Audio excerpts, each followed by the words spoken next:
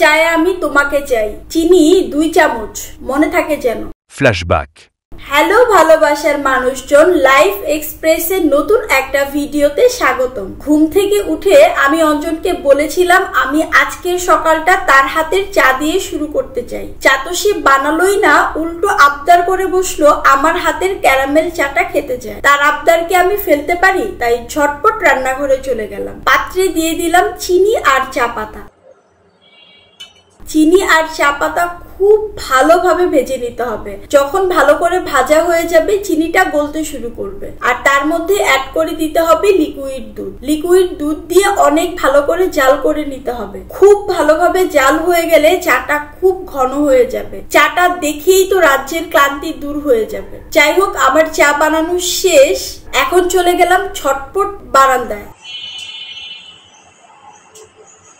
কারণ অঞ্জন বারান্দায় দাঁড়িয়ে গাছের পরিচর্যা করছিল। চাটা হাতে দিয়ে বললাম দেখো তো কেমন হয়েছে। অঞ্জন বলল দেখতে হবে না, তুমি ক্যারামেল চাটা অনেক ভালো বানাও। সকাল সকাল বরের প্রশংসা কার না ভাল লাগে বলেন। আমারও মনটা ভীষণ ভালো হয়ে গেল। অঞ্জনকে বললাম একটু নিচে যাও, আমার বেশ কিছু জিনিসপত্র কিনে আনতে হবে। তাই ও নিচে গেল। ফেরার সময় ভালোবেসে আমার জন্য লটকন আর লাড্ডু এনেছে। সংসার জীবনের এই ছোটখাটো ভালোবাসাগুলো আমাকে অনেক করে করে ফেলে। যাই হোক, আমি আর ছেলে মিলে লাড্ডুটা ট্রাই করলাম, বেশ ভালো ছিল লাড্ডুটা। আজকে অঞ্জন লাঞ্চ করে অফিসে যাবে। যদিও আমার সব তরকারি রান্না করা ছিল, তারপরেও বলল সে ডিম ভাজা খেতে চায়। তাই আমি বললাম আমাকে একটু ঝটপট পেঁয়াজ মরিচ কেটে দাও, তাহলে খুব দ্রুতই হয়ে যাবে।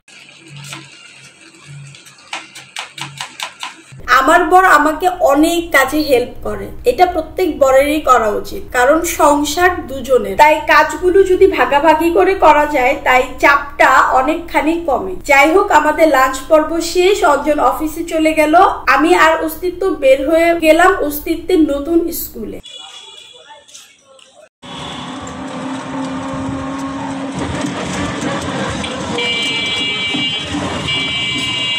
আজকে অস্তিত্বের কালার স্কুলের প্রথম দিন। ভর্তি হয়েছি গত মাসেই, কিন্তু দেশের এই পরিস্থিতিতে এখনো ক্লাসে যাওয়া হয়নি। আমরা রাস্তায় বের হয়ে একটা রিক্সা নিয়ে নিলাম।